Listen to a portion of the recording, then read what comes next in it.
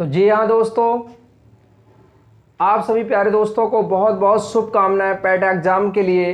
तो आज के इस वीडियो में हम बताएंगे अपने चैनल माई आप गुरु चैनल पर कि पैट एग्ज़ाम का, जैसे कि हम पिछली क्लास में आपको हमने सिलेबस बताया था और उस सिलेबस में बताया था कि जो इतिहास सब्जेक्ट होगा, इतिहास सब्जेक्ट से कौन कौन से टॉपिक आएंगे। तो उसी का मैंने पहला टॉपिक लिया है सिंधु घाटी सभ्यता। तो आज हम आपको सिंधु घाटी सभ्यता के वो सारे क्वेश्चन बताएंगे जो पैट एग्जाम के लिए बहुत ही महत्वपूर्ण और सफिशिएंट है। तो देखिए, हम बात करते हैं सबसे पहले सिंधु घाटी सभ्यता। तो सिंधु घाटी सभ्यता ये कब से कब तक थी, ये भी चीज आपको याद रखनी है। तो 2300 ईसा पूर्व से लेकर 1700 ईसा पूर्व तक। उसके बाद एक हम आपको बात बता रहे हैं, जो सिंधु घाटी सभ्यता होती है और हड़प्पा सभ्यता है। तो यहां पर दोनों शब्दों को लेकर आपको कंफ्यूज नहीं होना है।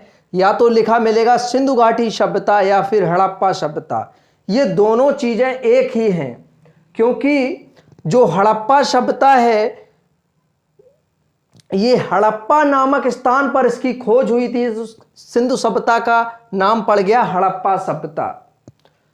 तो चलिए हम बात करते हैं सबसे अच्छा क्वेश्चन जो कई बार पूछा गया है यूपी SSSC के एग्जाम में।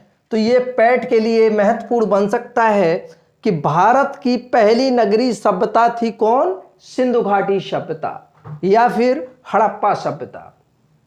और ये किसने बताया था? तो आपको टिक करना है चार्ल्स मैसन। और इन चार्ल्स मैसन का आपको याद रखना है, किसने बताया था? चार्ल्स मैसन ने बताया था।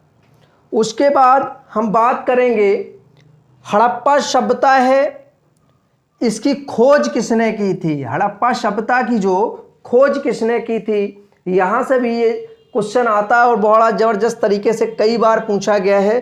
तो आपको याद रखना है राय बहादुर दयाराम साहनी, या केवल दयाराम साहनी लिखा मिल जाएगा आपको। और इसकी खोज कब हुई थी? तो आपको याद रखना है 1921 ईस्वी में हुई थी। कब हुई थी? 1921 ईस्वी में हुई थी।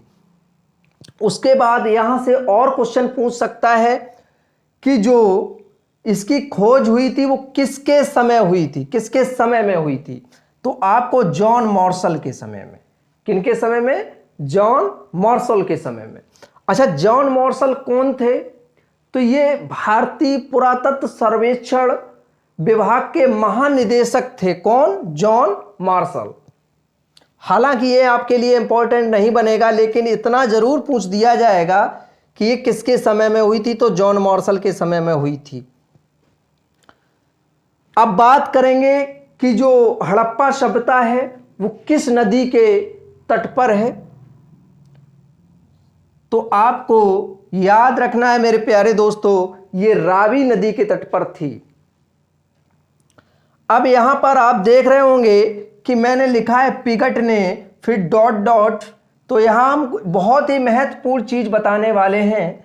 पिगट नाम आता है और पिगट जी ने क्या किया था वो भी बताएंगे। इन्होंने क्या बताया था? इन्होंने बताया था कि अभी हम आगे पढ़ेंगे नेक्स्ट वीडियो में मोहनजोदड़ो।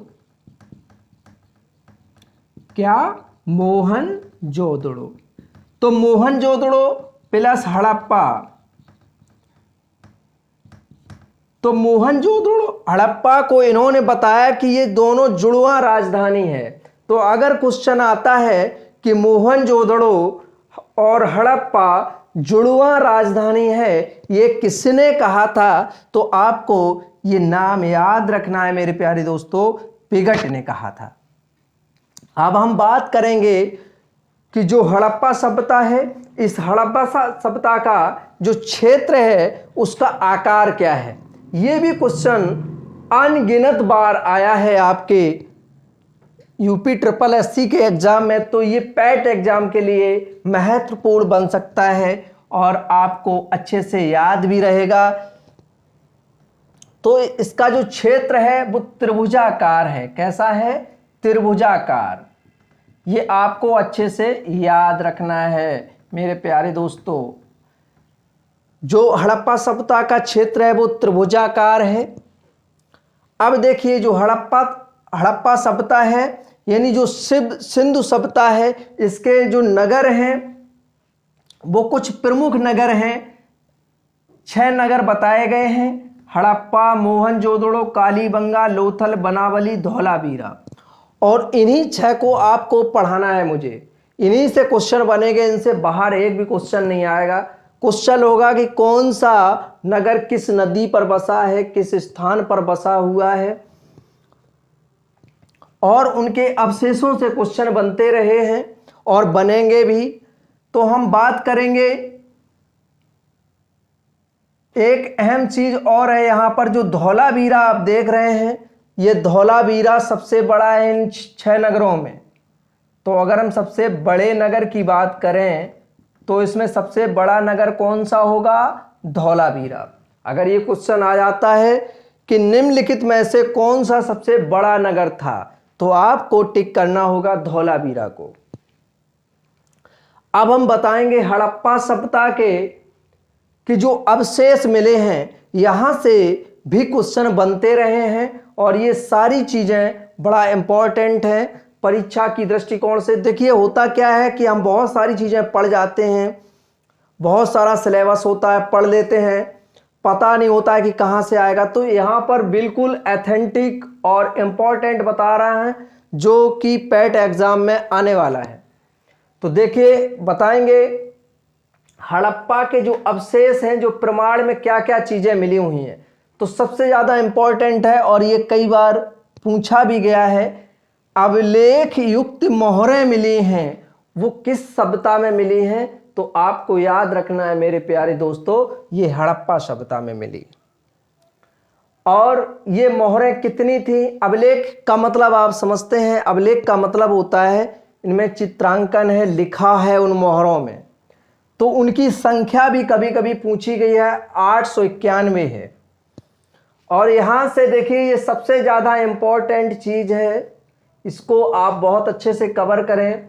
कई बार पूछा गया है कि पीतल की इक्का गाड़ी कहां से मिली है? ऑप्शन में होगा हड़प्पा, मोहनजोदड़ो, कालीबंगा, लोथल, बनावली।